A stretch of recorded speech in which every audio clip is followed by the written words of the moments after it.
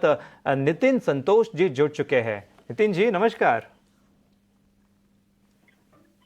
Sir मेरा सवाल actually ये है जी 3 स्क्रिप्ट्स है, Bajaj housing finance, Aplab and Tuticorin alkali. जी बजाज फाइनेंस मैंने लिया है समवेयर अराउंड 115-16 रुपीज में, okay. And Aplab at 70 rupees और एंड दोस्तों एक्चुअली तुतिकोरिन दूसरा स्टॉक अल्कली। हमारे लिस्ट में नहीं है, उसे नहीं ले पाएंगे, लेकिन बजाज हाउसिंग हम ले सकते हैं। बताइए बजाज हाउसिंग में आप कितने समय और रुक सकते हैं? मेरा विजन 6 मंथ्स टू 1 ईयर का विजन है। ठीक है ठीक है। अक्षय जी मैं आपके पास आना चाहूँगा। ज़रा बजाज हाउसिंग देखिए, यहाँ पे हम देखें तो स्टॉक एक्चुअली 111 के आसपास ही ट्रेड करता हुआ नज़र आ रहा है, तो इनकी जो खरीदारी है उससे थोड़ा सा ही नीचे दिख रहा है। बट पिछले हम कुछ एक साल का रिटर्न देखें या मतलब पिछले साल के हाई से ही देखें तो काफ़ी गिर चुका है। अब इतना गिरने के बाद क्या यहाँ से थोड़े से हमें रिवर्स नज़र आ सकते हैं? जी सबसे पहले गुड मॉर्निंग अंश। बजाज हाउसिंग फाइनेंस का प्राइस स्ट्रक्चर देखें तो टेक्निकली तो नेगेटिव है। एक हायर टॉप्स और लोअर बॉटम का क्लियर डाउन ट्रेंड का फॉर्मेशन जारी है।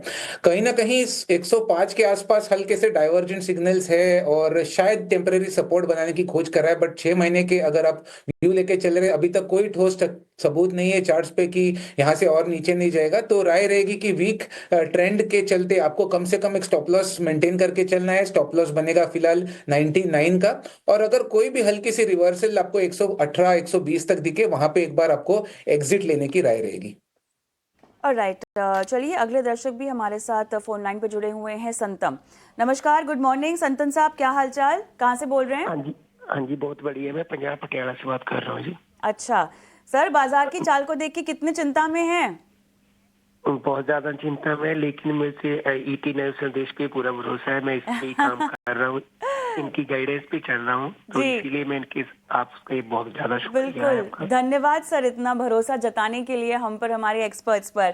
कोचिन शिपयार्ड लिया है आपने? हाँ कोचिन शिपयार्ड लिया था 1555 में। अच्छा 100 शेयर लिया था मैंने। ओके, तो अब मुझे ये बताइए कि आपने इसमें और कितना समय देना है, कितनी, कुछ 1 महीने से ज्यादा पुरानी खरीद है? लॉन्ग टर्म है मैम, इसमें कोई कंडीशन नहीं है, लॉन्ग टर्म है। लॉन्ग टर्म है ना, चलिए ठीक है। सचिन आप ही के पास मैं आऊंगी।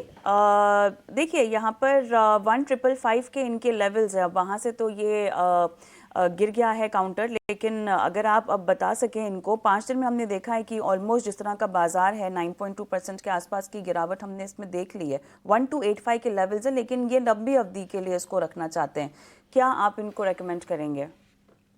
हाँ जी कविता जी, देखिए इंपॉर्टेंट लेवल्स ब्रेक हुए यहाँ पे, करीब 1330 के आसपास के एक इमीडिएट सपोर्ट्स बन रहे थे, वो सपोर्ट्स लेवल ब्रेक हुए हैं।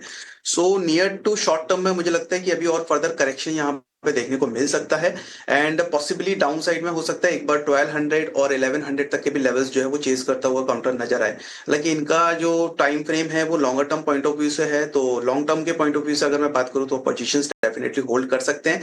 कोई भी डिप अगर और फर्दर मिलती है टुवर्ड्स द लेवल ऑफ 1100, अगर चाहे तो और ऐड ऑन कर सकते हैं, एक्यूमुलेट कर सकते हैं पर्टिकुलर स्टॉक को। Long term point of view से अगर हम बात कर रहे हैं तो स्टॉक अच्छा है, नो डाउट, काफी अच्छे रिटर्न्स प्रीवियसली भी हमने यहाँ पे आते हुए देखे, उसके बाद में कंटिन्यूसली एक ड्रॉ डाउन नो डाउट देखने को मिला है। बट यस, ऑलरेडी अपने एक इमीडिएट सपोर्ट्स को ब्रेक करने के बाद में अभी के लिए 1100 तक के लेवल्स पॉसिबली लग रहे हैं कि वो लेवल्स को भी चेस करता हुआ नजर आ सकता है। Long term point of view से अगर देख रहे हैं तो पोजीशंस को होल्ड करने की सलाह रहेगी। 1100 के अगर आसपास में मिलते हैं तो और फर्दर एक्यूमुलेट कर सकता है।